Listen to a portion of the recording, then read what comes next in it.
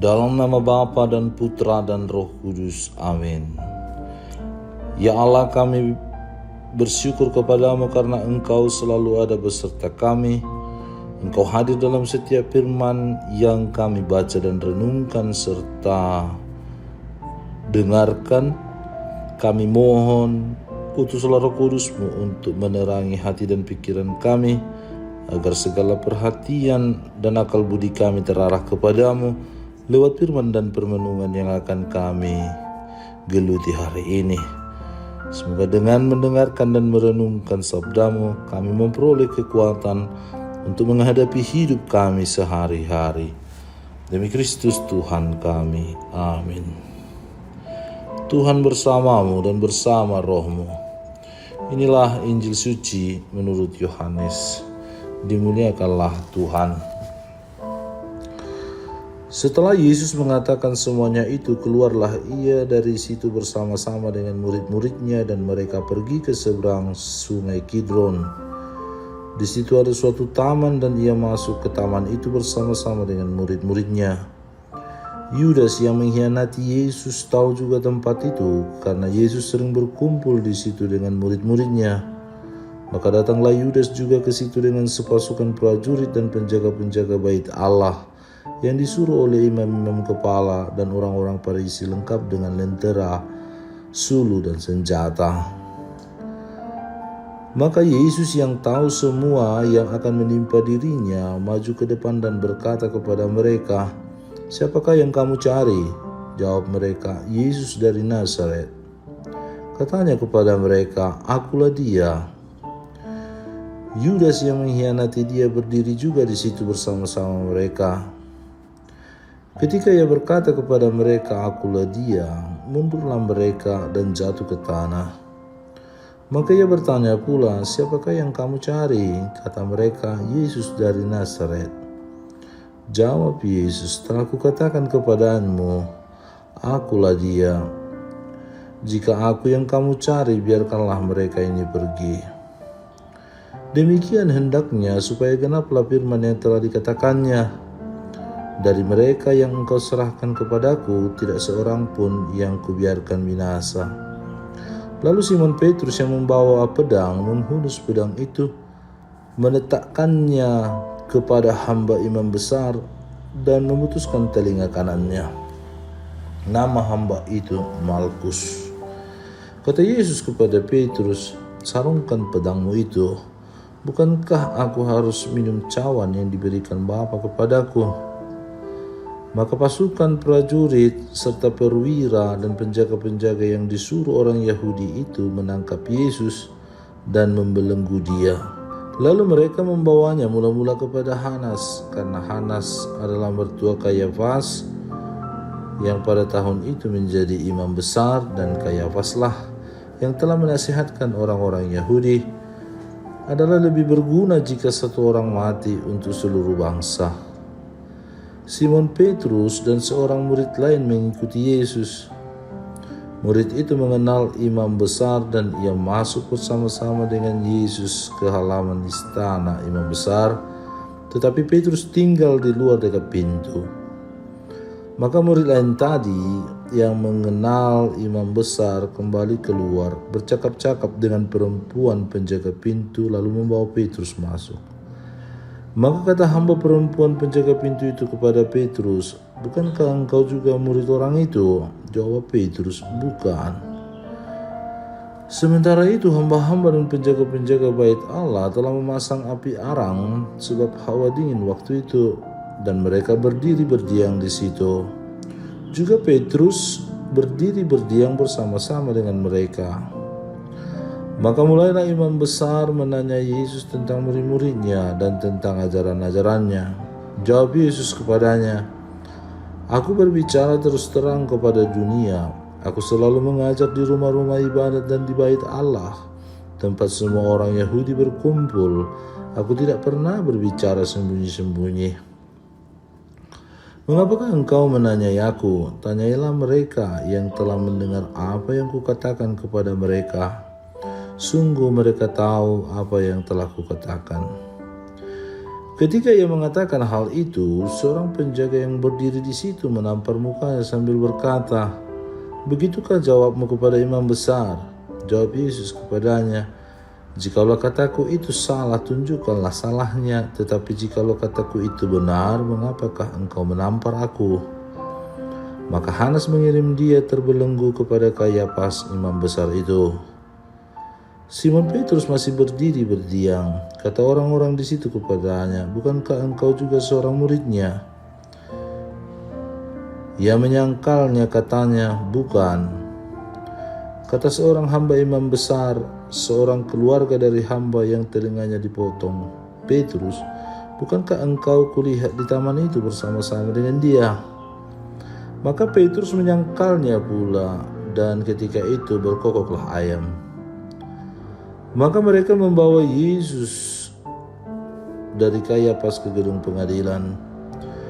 Ketika itu hari masih pagi. Mereka sendiri tidak masuk ke gedung pengadilan itu supaya jangan menajiskan diri, sebab mereka hendak makan Paskah. Sebab itu Pilatus keluar mendapatkan mereka dan berkata, "Apakah tuduhan kamu terhadap orang ini?" Jawab mereka kepadanya, "Jikalau ia bukan seorang penjahat, kami tidak menyerahkannya kepadamu." Kata Pilatus kepada mereka, "Ambillah dia dan hakimilah dia menurut hukum Tauratmu." Kata orang-orang Yahudi itu, "Kami tidak diperbolehkan membunuh seseorang." Demikian hendaknya supaya genaplah firman Yesus yang dikatakannya untuk menyatakan bagaimana caranya ia akan mati. Maka kembalilah Pilatus ke dalam gedung pengadilan, lalu memanggil Yesus dan bertanya kepadanya, "Engkau inikah raja orang Yahudi?" Jawab Yesus, "Apakah engkau katakan hal itu dari hatimu sendiri, atau adakah orang lain yang mengatakannya kepadamu tentang aku?" Kata Pilatus, "Apakah aku seorang Yahudi? Bangsamu sendiri dan imam-imam kepala yang telah menyerahkan engkau kepadaku. Apakah yang telah engkau berbuat?" Jawab Yesus, "Kerajaanku bukan dari dunia ini. Jika kerajaanku dari dunia ini, pasti hamba-hambaku telah melawan, supaya aku jangan diserahkan kepada orang Yahudi. Akan tetapi kerajaanku bukan dari sini." Maka kata Pilatus kepadanya, "Jadi engkau adalah raja?" Jawab Yesus, "Engkau mengatakan bahwa aku adalah raja. Untuk itulah aku lahir dan untuk itulah aku datang ke dalam dunia ini, supaya aku memberikan kesaksian tentang kebenaran. Setiap orang yang berasal dari kebenaran mendengarkan suaraku." Kata Pilatus kepadanya, "Apakah kebenaran itu?" Sesudah mengatakan demikian, keluarlah Pilatus lagi mendapatkan orang-orang Yahudi dan berkata kepada mereka, "Aku tidak mendapati kesalahan apapun padanya. Tetapi pada kamu ada kebiasaan bahwa pada Paskah aku membebaskan seorang bagimu. Maukah kamu supaya aku membebaskan raja orang Yahudi bagimu?" Mereka berteriak pula, "Jangan dia, melainkan Barabas." Barabas adalah seorang penyamun. Lalu Pilatus mengambil Yesus dan menyuruh orang menyesah dia. Prajurit-prajurit menganyam sebuah mahkota duri dan menaruhnya di atas kepalanya. Mereka memakaikan dia jubah ungu, dan sambil maju ke depan mereka berkata, "Salam, hai Raja orang Yahudi." Lalu mereka menampar mukanya. Pilatus keluar lagi dan berkata kepada mereka, "Lihatlah, aku membawa dia keluar kepada kamu, supaya kamu tahu bahwa aku tidak mendapati kesalahan apapun padanya." Lalu Yesus keluar bermahkota duri dan berjubah ungu.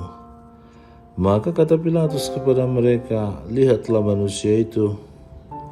Ketika imam-imam kepala dan penjaga-penjaga itu melihat dia, berteriaklah mereka, "Salibkan dia, salibkan dia." Kata Pilatus kepada mereka, "Ambil dia dan salibkan dia, sebab aku tidak mendapat kesalahan apapun padanya."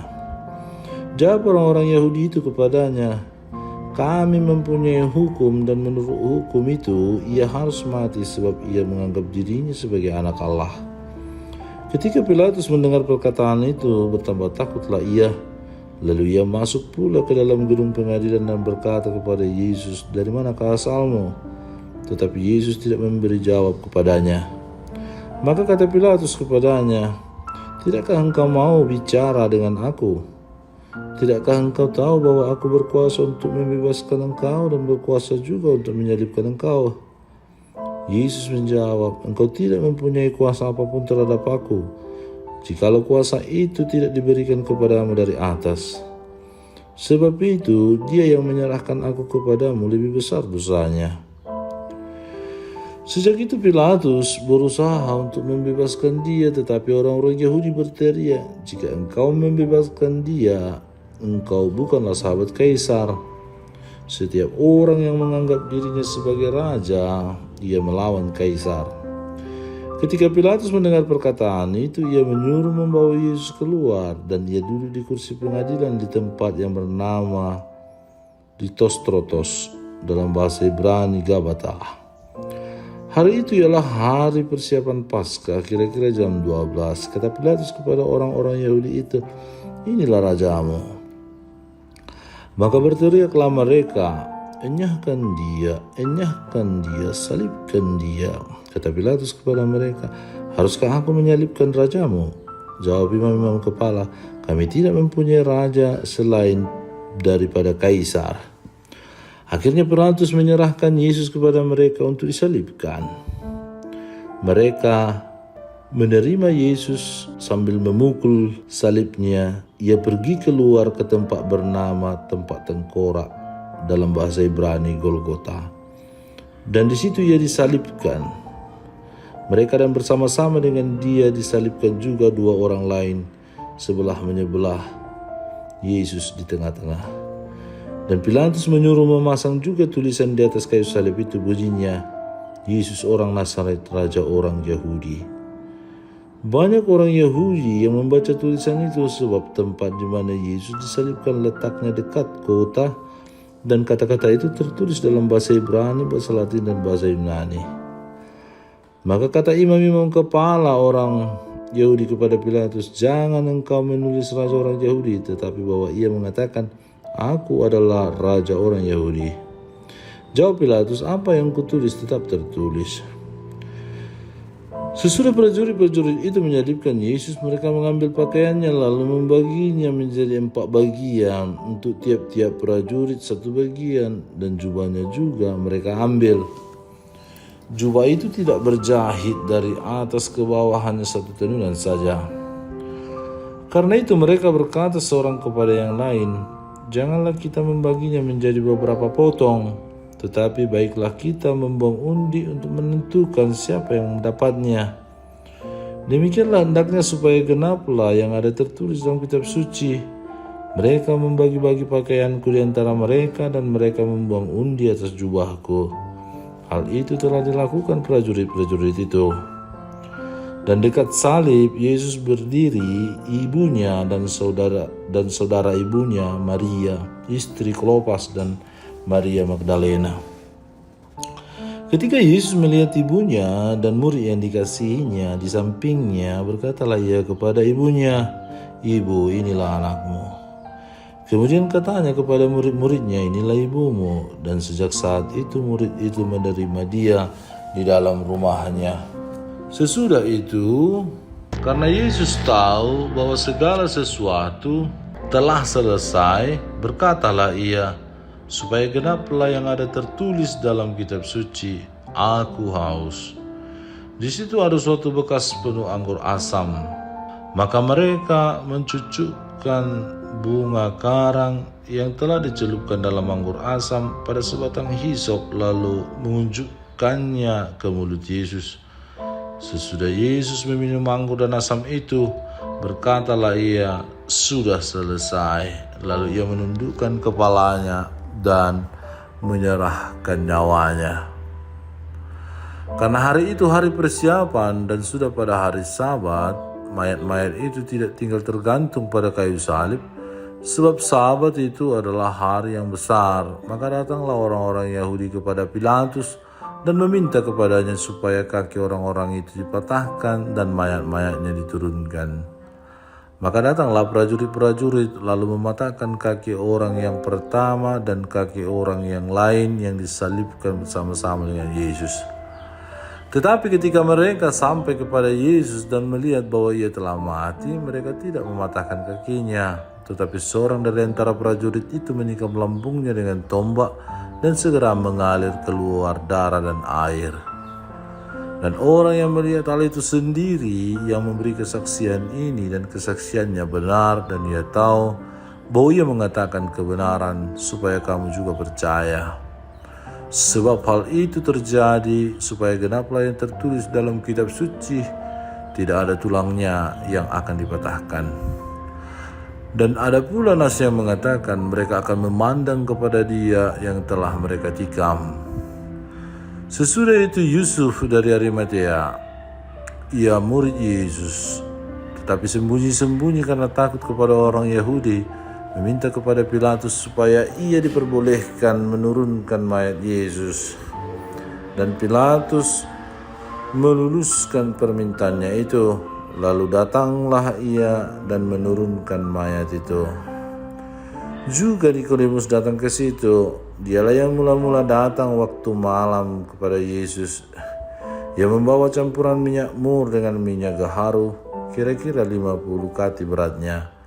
Mereka mengambil mayat Yesus, mengapaninya dengan kain lenan dan membubuinya dengan rempah-rempah menurut adat orang Yahudi bila menguburkan mayat. Dekat tempat di mana Yesus disalibkan ada suatu taman, dan dalam taman itu ada suatu kubur baru yang di dalamnya belum pernah dimakamkan seseorang. Karena hari itu hari persiapan orang Yahudi, sedang kubur itu tidak jauh letaknya, maka mereka meletakkan mayat Yesus ke situ. Demikianlah sabda Tuhan. Terpujilah Kristus. Warta gembira kisah sengsara Yohanes yang begitu menonjolkan keagungan wafat Yesus di atas salib mengawali upacara penyembahan salib yang juga menjadi pusat dalam perayaan ibadat hari ini. Nyanyian atau pembacaan pasio tentang Yesus Kristus tersebut dapat dikatakan menjadi satu pemeriksaan batin bersama yang panjang. Kita menemukan diri kita sendiri dalam tokoh-tokoh dari drama penyaliban Yesus itu. Mungkin kita seperti Petrus yang menyangkal jati dirinya sendiri sebagai murid, dan dengan demikian menyangkal juga Tuhannya. Karena alih-alih datang kepada terang yang sesungguhnya, ia mencari kehangatan bersama kelompok lain di sekitar api pendiangan yang bukan terang sejati. Mungkin juga kita seperti Pilatus yang menyangkal jati dirinya sebagai hakim karena tidak dapat memberikan keputusan tak bersalah demi menyelamatkan karir dan kedudukannya. Atau mungkin kita seperti imam-imam kepala yang justru pada saat perayaan paling penting pasca pembebasan menyangkal dengan gampang Tuhan Allah yang seharusnya menjadi raja mereka. Tepat jam 12 siang di mana imam-imam menyembelih domba Paskah, para pemimpin agama itu justru mengatakan, kami tidak mempunyai raja selain daripada kaisar. Wafat Kristus menyingkapkan kepalsuan kita juga, keengganan kita untuk mengakui bahwa kita pun orang-orang berdosa, tetapi sering munafik dan tidak rela membiarkan diri jatuh dalam pelukan kerahimannya. Tuhanku yang menderita, semoga aku melihat di salibmu tindakan paling sempurna yang pernah dikenal di dunia ini. Semoga aku melihat cinta dalam bentuknya yang paling murni. Semoga mata dan jiwaku melihat melampaui darah dan rasa sakit dan melihat hati ilahimu yang mencurahkan kerahiman kepadaku dan kepada seluruh dunia. Dengan pengantaran Kristus Tuhan kami. Amin. Tuhan bersamamu dan bersama rohmu. Semoga saudara sekalian dilindungi, dibimbing dan diberkati oleh Allah yang Maha Kuasa, Bapa dan Putra dan Roh Kudus. Amin.